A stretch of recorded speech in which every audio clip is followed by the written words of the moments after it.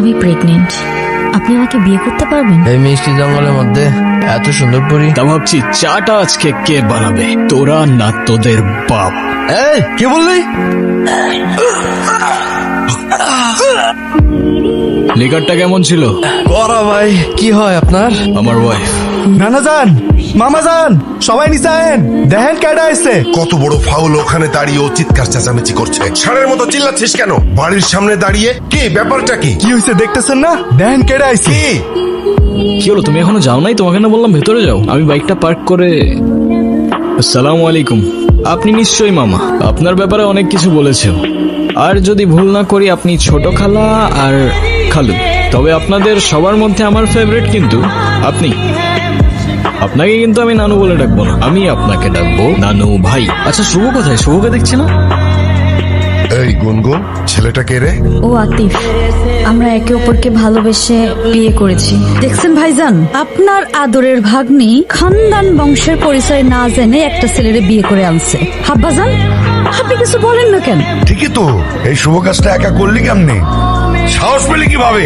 এতে মনে হচ্ছে আপনি খুব খুশি। এত কুতুর মুতুর করে কেন কথা বলছেন? আমার তো মনে হচ্ছে যে দুটোকেই আমি গুলি করে মেরে ফেলি। এই ছেলে, তোমার পরিচয় বলো। আমি আতিফ, আতিফ খান। নামের সাথে খান মেশালেই কি খানদান হয়ে যায় নাকি? কি কাজ করো তুমি? করি তো অনেক কিছুই, এখন কোনটা রেখে কোনটা বলবো? আচ্ছা ঠিক আছে, তুমি একটা বলো। এই তো আমি অনলাইনে। কি অনলাইনে কাজ করো তুমি? অনলাইনে তুমি কি করো? জুয়া খেলো নাকি মলম বিক্রি করো? আরে না না, আব্বা, আমি আমার ভাগ্নিকে ঢাকায় পাঠিয়েছি কেন? লেখাপড়া করাতে, তাই না? ও বড় বড় ডিগ্রি নিয়ে আসবে, সনদ নিয়ে আসবে। ও কি এনেছে? হ্যাঁ এনেছে, একটা কিছু তো এনেছে। ও বাড়িতে একটা অনুশিয়াল নিয়ে এসেছে। তোমরাই তো চেয়েছিলে আমি বিয়ে করিনি, তাহলে এখন কেন সরগর পাকাচ্ছ? আমি তোমাদের পছন্দ মতো বিয়ে করিনি, তাই বলে আমার জামাইকে এইভাবে অপমান করবে? একদম ঠিক হচ্ছে না নানু ভাই। এইসব একটু একটু হয়। নাচ জামাই রে, উপরে আয়। যা হবার তা তো হয়েই গেছে। গুনগুন তার পছন্দ মতো বিয়ে করেছে, এতে রাগ করার কি আছে? তুমি রাগ করো, অভিমান করো, এতে ওদের কিছু আসবে যাবে না। তুমি কেন ব্যাপারটা বুঝতে পারছো না? এই ছেলে একজন ডিজিটাল জুয়ারি। ওদের কাজ হচ্ছে বড় লোক ঘরের মেয়েদেরকে খুঁজে বের করা, তারপর তাদেরকে টার্গেট করে। শুধুমাত্র টাকার লোভে এই ছেলে আমার ভাগ্নিকে বিয়ে করেছে। কোত্থেকে আসে তোমার মাথায় এসব বুদ্ধি? আমি তো বুঝতে পারি না। আমার ছেলেটাকে দেখে এত খারাপ কিছু মনে হয়নি। গুনগুন এই ছেলের সাথে ভালো থাকবে, তাতে তোমারও ভালো, সবারই ভালো। শুনছো, আজ কিন্তু আমাদের নাতনিটা নতুন জীবন শুরু করলো। তোমার কত ইচ্ছে ছিল এই দিনটা দেখা। অন্তত আমি ওর বিয়েটা দেখে যেতে পারলাম। নাচ জামাইটা দেখতে কিন্তু রাজপুত্রের মতো। আমাকে ভাই বানিয়ে ফেলেছে। আমি এখন একা নয়। কিছু বলবো? এই সব কিছুর মধ্যে আমি একটা জিনিস বুঝলাম না। তা কি বুঝতে পারো নাই তুমি? তুমি এইসবে রাজি কেন হলে? এত বড় রিস্ক যদি কেউ জানতে পারে তাহলে তো তোমারও তো একটা জীবন আছে। তোমার ভয় লাগলো না? আমার জীবন তো রিস্কের উপরেই চলে। সবার লাইফের পূর্ণতাতেই তো কারোর না কারোর একটা ইম্পর্টেন্ট ক্যারেক্টার থাকে। হতে পারে খোদার তরফ থেকে তোমার লাইফের সেই ইম্পর্টেন্ট ক্যারেক্টারটা আমি, হতেও তো পারে না। তোমার মতো মানুষ তাকদিরে থাকলে হয়তো জীবনটা অনেক সহজ হয়ে যেত। তা নানা ভাই, তুমি কি আমার নাতনির সাথে এক ইউনিভার্সিটিতে পড়ো? না না না ভাই, আমার ভাগ্নি প্রাইভেট ইউনিভার্সিটিতে পড়ে। নামের সাথে শুধু খান লাগালে তো আর হয় না, পাশাপাশি বাবার ব্যাংকে মালামাল থাকা লাগে। মামা ইউনিভার্সিটিতে তো পড়িনি, তবে আমিও গ্র্যাজুয়েটেড। সফটওয়্যার ইঞ্জিনিয়ারিং শেষ করেছি। যদিও আমি বলবো না, তবে you guys can call me engineer. বেশ ভালো। আবার বেশ ভালো বললে হয়ে যাবে? এই সব কিছু মিথ্যে কথা। ছোট লোক কখনো জাতে উঠতে পারে? শোনেন, ওই যে একটা কথা আছে না, নদীর পানি কিন্তু সাগরে গিয়ে মেশে, আর কুয়োর পানি সাগর তো দূরের কথা, নদীর ধারে কাছেও তো যেতে পারে না। মামা এটা কিন্তু আপনি ভুল বললেন। সাগরের পানি যতই হোক না কেন, শেষ পর্যন্ত তৃষ্ণা মেটাতে কিন্তু আপনাকে ওই ছোট্ট কুয়োর কাছেই আসতে হয়। কি আর জবাব দিয়া হয় মেরা ভাই। কি ব্যাপার বাবা, তুমি খাচ্ছ না কেন? খাও। আমাকে বল না দেওয়া পর্যন্ত আমি কিছু খাবো না। আবার বল, খাওয়ার সময় বল, চুপচাপ ভাত খা। তুমি নাকি ঠিক মতো পড়াশোনা করো না? আমার আর পড়াশোনা করতে ভালো লাগে না। পড়াশোনা করতে ভালো লাগে না তো কি করতে ভালো লাগে? ক্রিকেট খেলতে ভালো লাগে। তুমি যদি ভালো করে পড়াশোনা না করো, তুমি বড় হয়ে ক্রিকেট খেলবে কিভাবে? কেন? কারণ খেলার মাঠে তো ব্রেইন চাই। তাহলে এখন আমি কি করব? এখন থেকে প্রতিদিন ঠিক মতো পড়াশোনা করবে। পড়াশোনা মানে কিন্তু শুধু বই মুখস্থ করা না। পড়াশোনা মানে তোমার স্বপ্নের জন্য নিজেকে তৈরি করা। তুমি যদি আমাকে কথা দাও যে তুমি এখন থেকে ঠিক মতো পড়াশোনা করবে, তাহলে যাও। আমি যে কবে বড় হব? বড় তো সেদিনই হবে যেদিন নিজের কষ্ট চেপে অন্যকে সাহস আর সাথ দিতে শিখবে। ও ওর সাথে একটু গল্প গুজব কর না। আমি যখন জামাই ছিলাম তখন আমাকে তো নানির পরিবার মাথায় করে রাখতো। তার তো কারণ ছিল আব্বা, সেটা আপনি খুব ভালো করে জানেন। আপনি তো ওর মতো কোনো সাধারণ পরিবার থেকে আসেননি। আমাদের বংশের মান মর্যাদা, ধন সম্পদ, নাম ডাক এসবের একটা ব্যাপার ছিল। আমার না আপনার জন্য খুব আফসোস হচ্ছে মামা। আমি যতদূর বুঝতে পারলাম আপনার কাছে খানদান, প্রপার্টিজ, নাম ডাক এসব কিছু ইম্পর্টেন্ট। আমার ভাগ্নিকে তো বিয়ে করেছো, তা বউকে কি খাওয়াবে?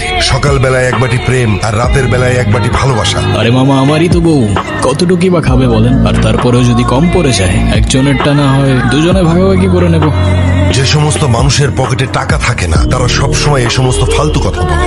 আপনি যেমন আপনার ভাগ্নিকে একটা লাক্সারিয়াস লাইফস্টাইল দিয়েছেন, সেটা একটা কৃষক কিন্তু তার সন্তানদের দিতে পারে না। তার মানে কি সে তার সন্তানদের ভালোবাসে না?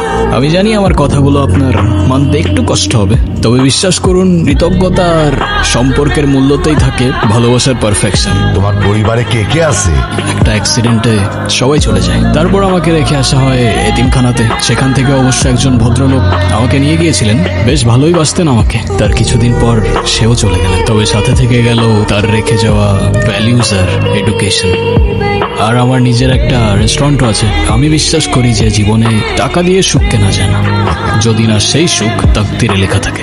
এটা আমার সবচেয়ে প্রিয় জায়গা। ছোটবেলায় এখানে বসেই আকাশে ঘুড়ি খুঁজতাম, আর যখনই মা বাবার কথা মনে পড়তো একা একা বসেই কাঁদতাম। প্রথমবারের মতো যখন তোমার বাড়িতে ঢুকলাম না, সবাইকে দেখে কেমন যেন অদ্ভুত লাগছিল।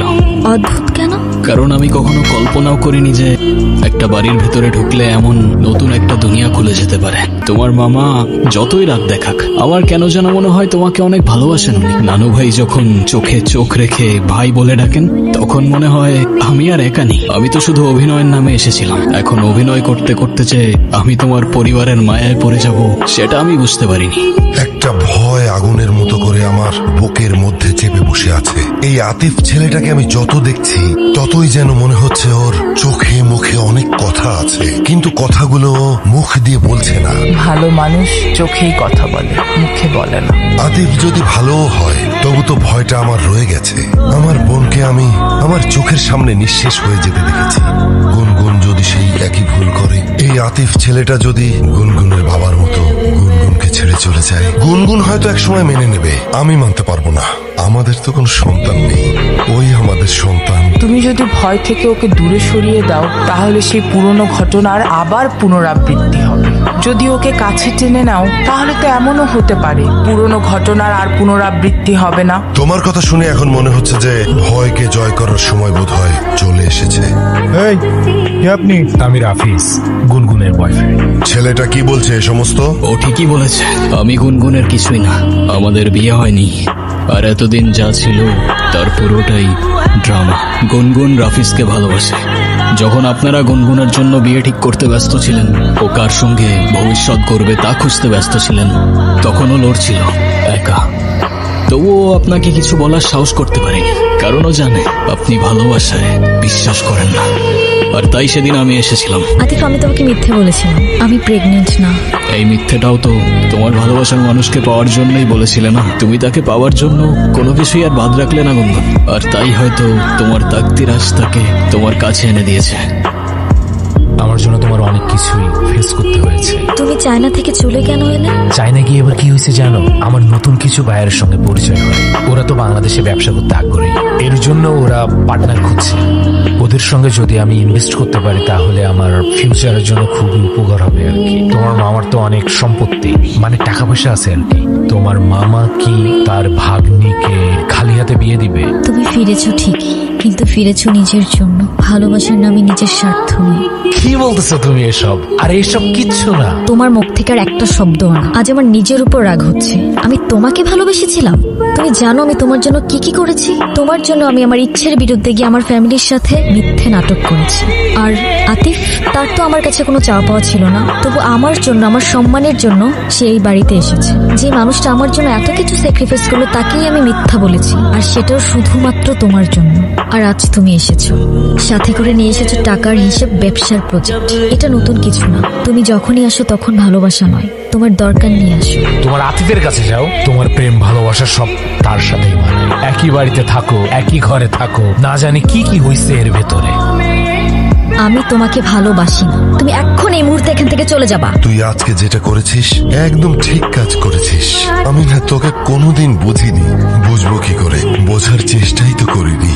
তোকে শুধু সুখে রাখতে গিয়ে আমি সবকিছু তোর উপর চাপিয়ে দিয়েছি। সুখ জোর করে আসে না, সুখ তাকদিরে থাকতে হয়।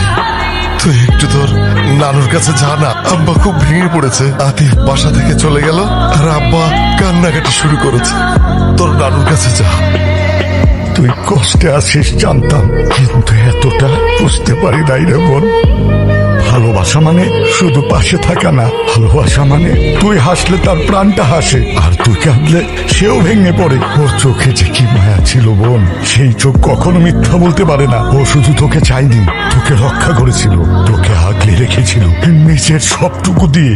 আমি ওর সাথে অন্যায় করেছি নানু ভাই। ওর হৃদয়টা আমি ভেঙে দিয়েছি। যে মানুষটা আমার জন্য এত কিছু করলো, তার বিশ্বাসটা আমি হারিয়ে ফেলেছি। ভালোবাসা হারায় না রে বোন, জায়গা বুঝে লুকিয়ে পড়ে। তাকদিরে লেখা থাকলে ওরে ঠিকই পাবি। যা কিছু সত্য তা ফিরে আসে, সময় দিন। তুমি এখানে? আজকে তো আমাকে কারো চোখেই পড়ছে না, অথচ এই মানুষটাই আমাকে দেখেছিল। তার ক্যামেরার লেন্সে নয়, তার হৃদয়ের গভীরে থাকা লেন্সে।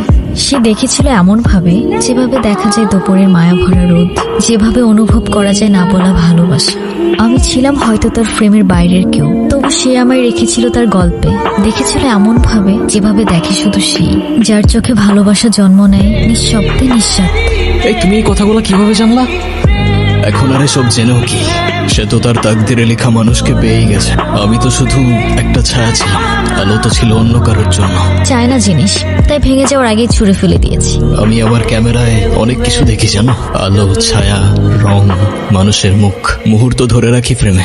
তবে আমার সবচেয়ে পছন্দের ছবিটা কখনো আমার ক্যামেরায় তুলে উঠতে পারিনি, কারণ সেই ছবিটা ছিল আমার কল্পনায়। আর তার পাশে হয়তো তোমার ছবি। তুমি যখন আমার ডায়েরিটা পড়েছো, তার মানে আমার ভাঙা স্বপ্নগুলোকেও দেখেছো। তুমি তোমার ক্যামেরায় কত কিছুই না দেখো, কিন্তু তুমি যখন আমার জীবন থেকে চলে গেলে, আমার সব রং হারিয়ে গেল। যে চলে যায় সে হারিয়ে যায় না, যদি তাকদিরে তার জন্য ঠিকানা লেখা থাকে। তোমার তাকদিরে আমি আছি কিনা সেটা আমি জানি না, তবে সেই ছোটবেলা থেকেই একটা জিনিস চাইতাম জানো, একটা ঠিকানা। এখন তুমি যদি বলো আমি তোমার তাকদিরে আছি, তাহলে আমার সেই ঠিকানার নাম হয়ে যাবে তুমি। এখনো যদি না বুঝো, সেই ঠিকানায় আমি দাঁড়িয়ে আছি, তোমার সামনে, তোমার হয়ে। তবে শুধু ভালোবাসার জন্য না, একসাথে বাঁচার জন্য, একটা জীবন গড়ার জন্য। যে ঠিকানায় শুধু তুমি আর আমি। এবার তুমি বলো, আমি তোমার তাকদিরে আছি কি?